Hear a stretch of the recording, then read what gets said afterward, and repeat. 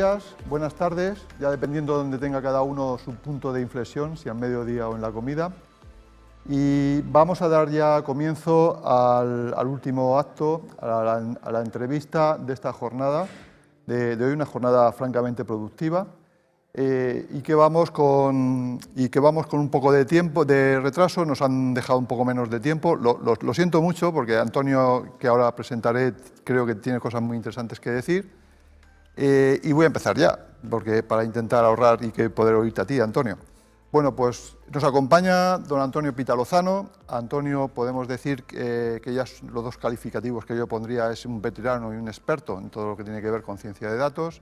Él es matemático de formación, como persona inquieta, pues, y siguió formándose en multitud de máster relacionados todos con ciencia de datos e inteligencia artificial, tanto en universidades españolas como extranjeras. Bienvenido, Antonio, muchas gracias por querer colaborar con Murcia Inteligente para esta jornada. Vamos a hablar, lo que hemos comentado antes, porque además me parece un tema muy interesante, de lo que se llaman bueno, no lo he dicho, perdón, actualmente estás trabajando como responsable global de consultoría y analítica avanzada en Telefónica Tech, IoT and Data, leído en español, ¿correcto? Correcto. Gracias.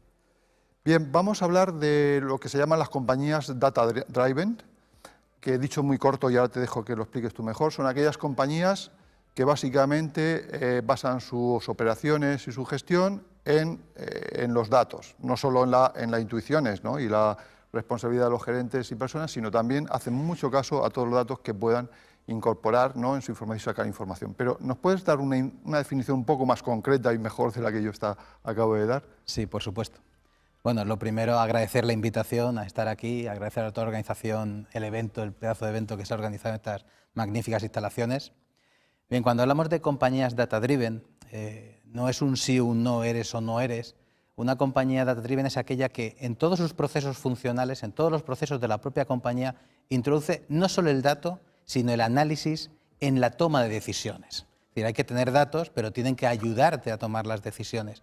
Entonces, conforme vas incluyendo cada vez más procesos dentro de esa visión data-driven, es cuando tu madurez como compañía data-driven va creciendo. Entonces, puedes empezar con poquitos datos y pocas decisiones en pocos procesos hasta que ya toda tu organización tome decisiones basadas en datos. Y para eso, pues, obviamente, las tecnologías de inteligencia artificial son las que realmente te ayudan a poder abarcar todos los procesos de la compañía. Tomar la decisión en base a los datos tendrá unas ventajas, ¿no? Y esas ventajas serán que es más acorde a lo que el mundo te rodea, ¿no? Ya no te basas tan solo en la intuición o en la experiencia que puedas tener, sino que tienes una realidad al lado. Bien, la intuición y la experiencia son fundamentales, son básicas. Es decir, eso no puede desaparecer. De hecho, el empresario, el empleado, el mando intermedio que conoce su negocio, realmente tiene esa intuición de cómo funciona el mercado. También es cierto que estamos viviendo en un momento en donde los cambios son muy rápidos, la percepción del consumidor cambia, nuestros hábitos, nuestros gustos. Bueno, no hay más que ver lo que pasó el año pasado con el COVID, pues hemos cambiado todos, hemos evolucionado. Y la experiencia todavía te ayuda a entender el mercado, pero a lo mejor no eres capaz de captar los cambios tan rápidos que estamos siguiendo. Entonces, ahí es cuando los datos te ayudan, porque el dato bien analizado te puede ayudar o bien a asegurar tu decisión, porque efectivamente están siendo consecuentes a tu experiencia, te están indicando que efectivamente lo que tú piensas es correcto, o son una llamada de atención cuando identifican patrones de comportamiento diferentes, contrarios a tu experiencia, contrarios a tu intuición. Y eso está pasando en muchos modelos de negocio en donde las cosas están cambiando, el consumidor funciona de determinada manera diferente, los procesos productivos se están haciendo de diferente forma y eso está ayudando a crear ventajas competitivas en este cambio. ¿Y qué crees tú o qué piensas donde tienen el foco puesto actualmente las empresas privadas y también la administración pública en este ámbito? Pues es una buena pregunta. Bueno, nosotros acompañamos a muchas compañías en su transformación data-driven en diferentes grados de madurez. Así que nos podemos encontrar que hay empresas que están todavía muy incipientes planteándose cómo empiezo yo a utilizar esto del Big Data, la inteligencia artificial, etcétera, y hay otras que están mucho más avanzadas. Pero si hablásemos un poco del momento actual, ¿dónde están realmente poniendo foco el grueso de las compañías? Pues nos encontramos que es muy diferente el sector privado del sector público.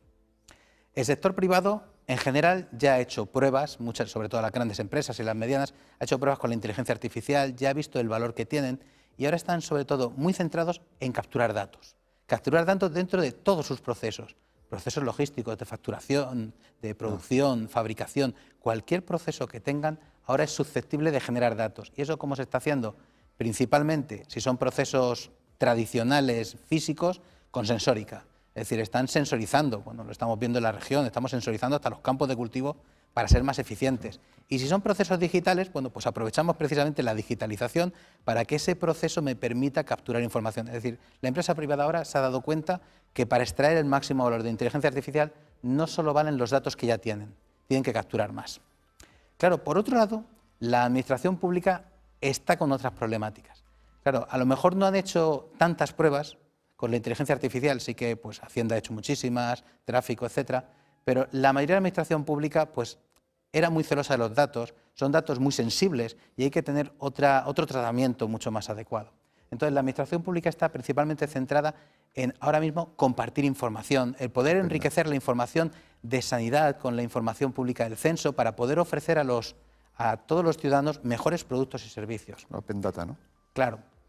Y aquí es donde los riesgos son diferentes, porque claro, la información es mucho más sensible, es mucho más crítica, y la administración pública está centrada mismo en procesos de gobierno del dato, de realmente controlar y gobernar la información, quién puede acceder, para qué información se puede publicitar, qué información puede estar a disposición del ciudadano para que realmente le pueda facilitar y cómo protegerla para evitar un mal uso. Entonces, realmente vemos que hay como dos focos diferentes en función de la empresa privada y pública en general.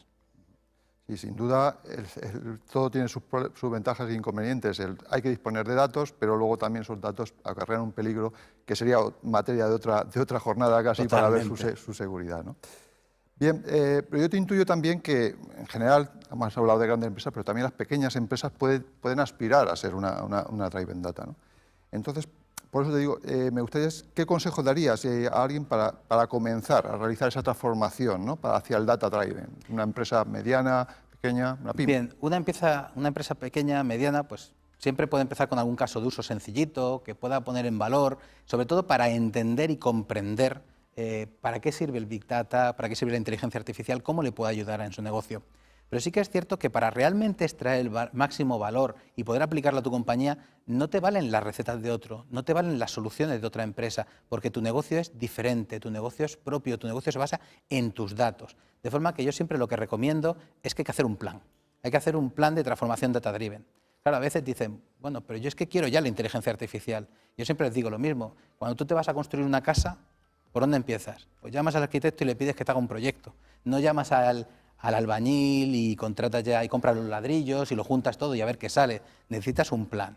Porque una vez que tienes esa hoja de ruta que te va a permitir desplegar los casos de uso e ir desplegando dentro de la compañía toda esa inteligencia artificial, es cuando realmente le vas a sacar partido. Si no, pues vas a ir haciendo pruebas, que están bien para ir testando, pero no vas a llegar realmente a poder crear esa inteligencia artificial que sea diferencial, que realmente te aporte a tu negocio, porque hay que hacer muchos cambios dentro de la compañía. Sí, entiendo que esos, efectivamente, los cambios son tan importantes que lo puedes llevar a aplicar a cualquier empresa, pyme pequeña, pero lo que es fundamental no es coger la primera medida que te llega e implementarla, sino tener un objetivo que tienes que llevar. Bien, y dentro de eso, precisamente, ¿qué factores podría tener una pyme, ¿no? Una empresa en general para elegir esos casos de uso donde empezar a aplicar? Bien, para elegir esos casos de uso realmente hay que ver dos grandes dimensiones. La primera dimensión es el impacto económico. Y eso una empresa más o menos puede valorarlo. Este caso de uso que estoy implantando en mi proceso logístico, en mi proceso de fabricación, en mi proceso de gestión de cliente o de recuperación de deuda, ¿qué me aporta? Bueno, pues los ejes fundamentales es ver cuántos ingresos te puede aportar, cuántos costes te puede hacer reducir o qué riesgo te está ayudando a mitigar, que también es importante, que a veces se nos olvidan los riesgos.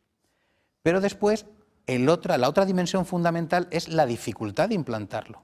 Y aquí muchas veces nos centramos en el aspecto tecnológico, que es importante, es fundamental aplicar tecnología, como se ha hablado hoy de muchísimas tecnologías muy potentes que están actualmente en mercado, pero también son muchísimas.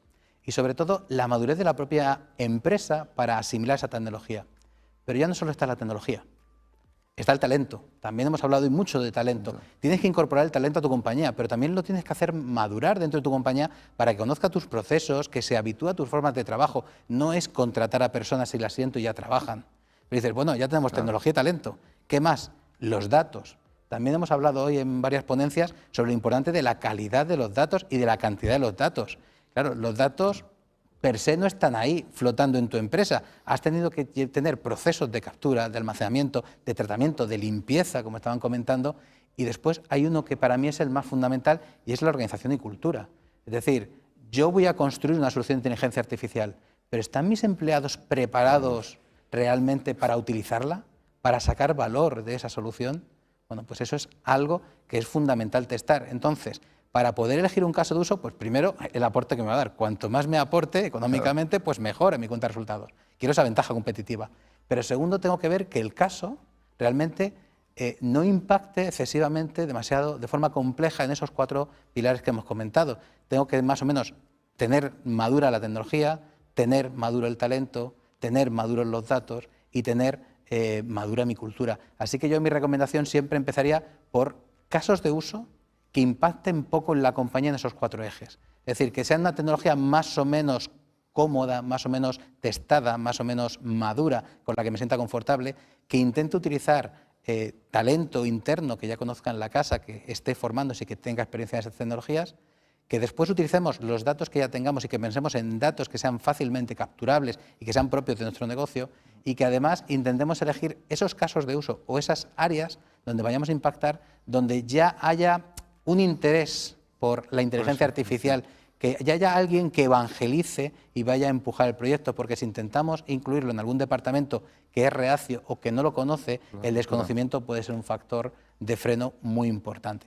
Y ahí es donde, cuando uno a lo mejor no es capaz realmente de medir cuál es la madurez que tengo yo como empresa, porque a lo mejor no conozco el mercado, no conozco realmente el universo como para ser capaz, es donde muchas empresas pues piden ayuda. Oye, necesitamos ayuda para, primero, entender dónde estamos, segundo, que nos ayudéis a identificar esos casos de uso que hay que priorizar, y tercero, muy importante, que podamos establecer ese plan, que podamos abarcar lo que es el desarrollo. Y ahí es donde nosotros particularmente pues ayudamos a muchas empresas, porque es algo que ya hemos vivido. En Telefónica pues tuvimos que hacer nuestro plan de transformación. Bueno, si alguien piensa en Telefónica hace 20 años y piensa ahora en Telefónica, pues no se parece en nada. Y esos aprendizajes que hemos tenido en nuestra propia transformación, y errores, que también hemos tenido muchos, y desarrollos que hemos tenido que hacer, como por ejemplo Guaira, para crear una aceleradora de empresas, que hoy por ejemplo hemos tenido una empresa que está en nuestro programa de aceleración aquí en el evento y nos sentimos muy orgullosos de los proyectos que hacen. Pues todo eso ahora lo ponemos a disposición precisamente de nuestros clientes empresas para ayudarles en ese camino de transformación, que si bien no podemos hacerlo por ellos, sí podemos ayudarles a acelerarlo. Perfecto. Bien, muchas gracias, una explicación muy detallada. Gracias. Muy bien, yo creo que sirve una buena guía para que las empresas puedan tomar nota. Y ahora ya, muy brevemente, porque ya se nos está acabando el tiempo, ya me lo están diciendo, pero me gustaría también mencionar un tema que creo es importante, es el fracaso, porque estas cosas a veces pueden fracasar o no, la gestión del fracaso, ¿no?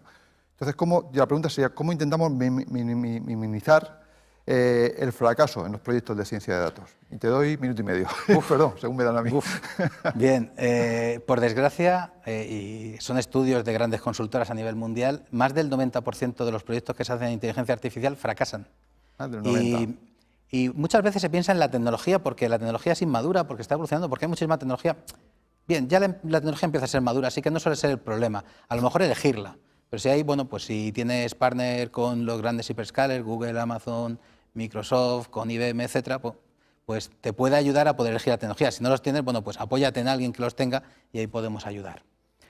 Pero después está el talento, que también es escaso, que vemos que se lo rifan todas las compañías y está empezando ahora, como han comentado en el panel anterior, a crear muchísimas formaciones que llevan ya unos años y ahora están potenciando con muchos más máster y grado en la ciencia de datos porque es necesaria, pero también sigue siendo escaso.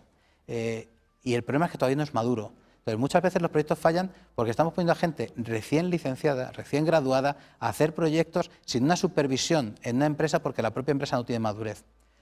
Y al final vamos al foco principal. ¿Por qué falla todo eso? Porque a lo mejor a la empresa le falta esa madurez para instaurar esa tecnología. Sabemos que es una tecnología que no está dentro de las empresas, que hay que instaurarla, y eso no va a ser fácil.